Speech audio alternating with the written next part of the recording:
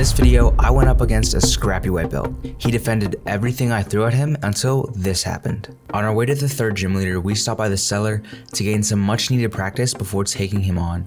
After taking on an explosive wrestler and dangerous guard player in the last few videos, I find myself taking on the first white belt of the trip.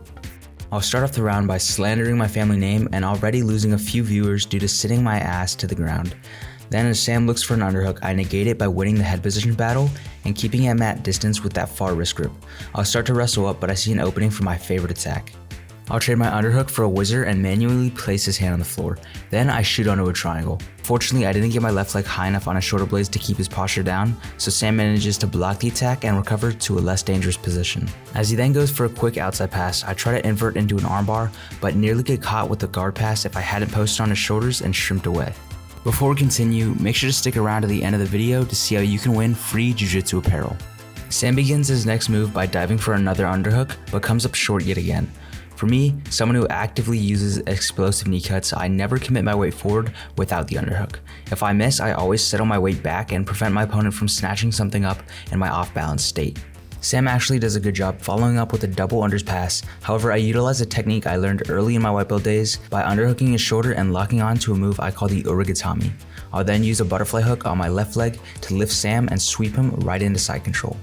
Now on top, I want to give as much love as I can to this underhook. It is my priority at the moment, and as long as I can control it, I should be in the driver's seat dictating the game going forward, even allowing me to recover after stepping directly onto a butterfly hook that normally would have lifted me off. Instead of lying here like a log, I decide it's time to start working towards the finish and give up my underhook to transition to north-south.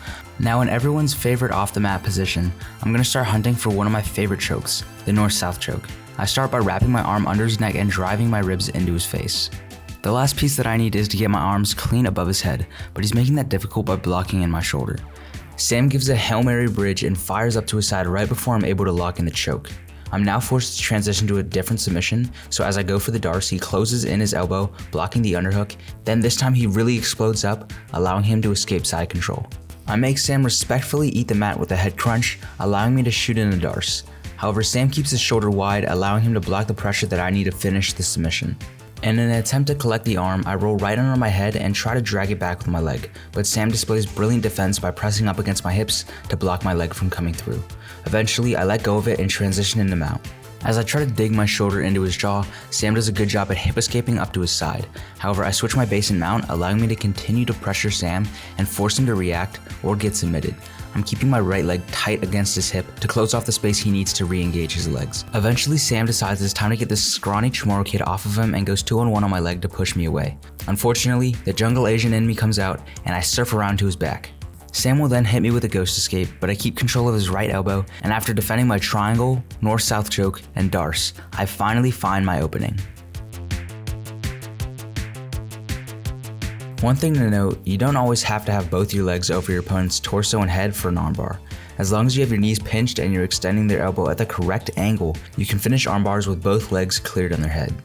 But let's see if I can score one more submission before the end of the round, or if Sam finds one for himself. Whenever I'm standing, my personal priority is to win head positioning. I do this by driving my forehead into the side of Sam's jawline or temple. This allows me to shoot on attacks and inherently blocks almost all of Sam's attacks. In the midst of my single leg, I for some reason decide it's time to stand straight up and give Sam a clear-cut path to demolishing me. He takes this offering with a nasty double leg.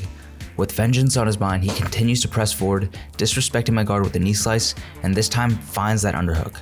However, because Sam was super front heavy and had no control of my hips, I'm able to throw my lankiness into the mix and scramble out of his headlock.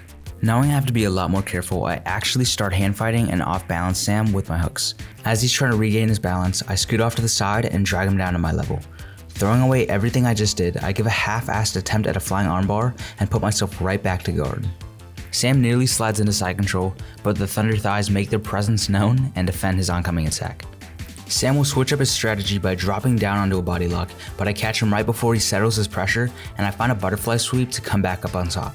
I immediately move right into headquarters and dive down for my signature pass, the blast cut. I believe Sam tried something similar earlier in the round, but notice how my hips stayed glued to his, negating his ability to escape. However, as I try to advance to a stronger position, Sam weaves his frames back inside, placing one hand on my far shoulder and one hand on my hip. He'll use this to create space and align his center line to recover his guard. With the round ending, I know I have to step it up. Sam is keen to my headquarters attempt, so I switch it into an outside Toriando. As he turns into me, I try to hop around to the other side, and he catches me with a butterfly hook. Luckily, I'm able to backstep and secure side control once again. Unfortunately, I wasn't able to hold it for long as he blasts me up and nearly clamps down onto an armbar, forcing me to disengage. He'll then follow this up with a tripod sweep as he comes up on top and begins to pour on relentless pressure.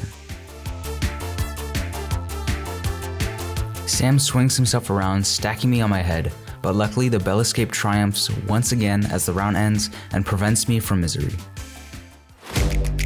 Thank you guys for tuning in once again. If you like this type of content, make sure to subscribe and stick around to watch me face the third black belt of our cross-country trip. Also, if you guys want free jiu-jitsu gear, check out the description to learn how you can win some awesome gear from my sponsor YJJS brand. All you have to do is follow myself and YJJS brand on Instagram, tag 2 friends in this post pinned to my profile, and you're all set.